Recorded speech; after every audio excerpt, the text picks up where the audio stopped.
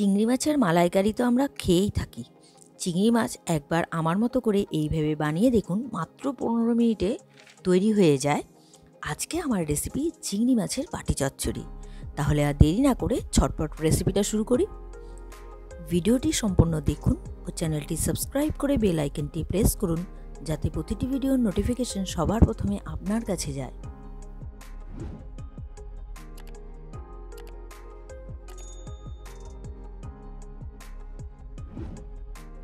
আমি চিংড়ি মাছের রেসিপি বানাবো। নিয়েছি চিংড়ি মাছ। এখানে 400 গ্রামের মতো চিংড়ি মাছ আছে। আমি খোসা ছাড়িয়ে ধুয়ে পরিষ্কার করে রেখেছি। পরবর্তী ইনগ্রেডিয়েন্টস হিসেবে নিয়েছি এখানে আলু ঝিরি করে কেটে রেখেছি দুটো, পেঁয়াজ কুচি আছে দুটো মাঝারি সাইজের, টমেটো কুচি ছোট একটা, আর কাঁচা লঙ্কা, আর আছে এখানে পোস্ত, সর্ষে, কাঁচা লঙ্কা বাটা একসাথে বেটে রেখেছি।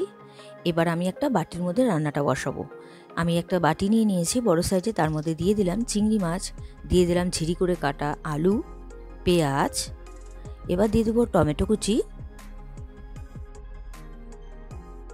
আর দিয়ে দিব বেটে রাখা মশলাটা। আমি এখানে সর্ষা, পোস্ত আর কাঁচা লঙ্কা একসাথে বেটে রেখেছি, সেটাই দিয়ে দিলাম। এবার দিয়ে দেবো এর মধ্যে হলুদ, দিয়ে দেবো নুন, আর দিয়ে দেবো এর মধ্যে কাশ্মীরি লঙ্কার গুঁড়ো। কালারের জন্য দেবো কাশ্মীরি লঙ্কার গুঁড়োটা। আর সবশেষে আমি দিয়ে দিচ্ছি এর মধ্যে সর্ষের তেল।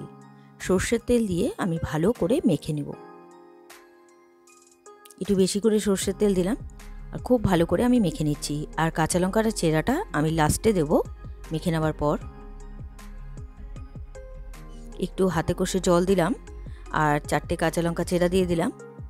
এবার আমি ঢেকে দেবো। আর গ্যাসের ফ্লেমটা মিডিয়াম টু লোতে রেখেছি। 15 মিনিটের জন্য আমি ঢাকা দিয়ে দিলাম। মাঝে আমি একটু ঢাকা খুলে দেখে নিচ্ছি। দেখুন অনেকটা জল বেরিয়েছে চিংড়ি মাছ থেকে আর টমেটো থেকে। আমি দেখে নিচ্ছি আলুটা সেদ্ধ হয়েছে কিনা। আলুটা খুব ভালো মতন সেদ্ধ হয়ে গেছে। আমি আবারও ঢেকে দিলাম। এখনও 15 মিনিট হয়নি।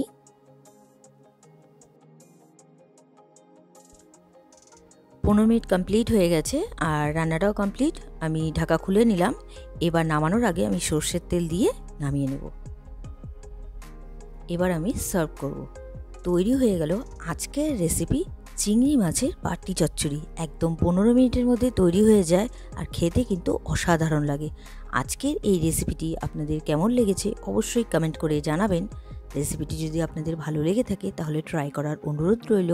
আর ভিডিওটি ভালো লাগলে like, comment, share and subscribe করতে ভুলবেন না। বাই।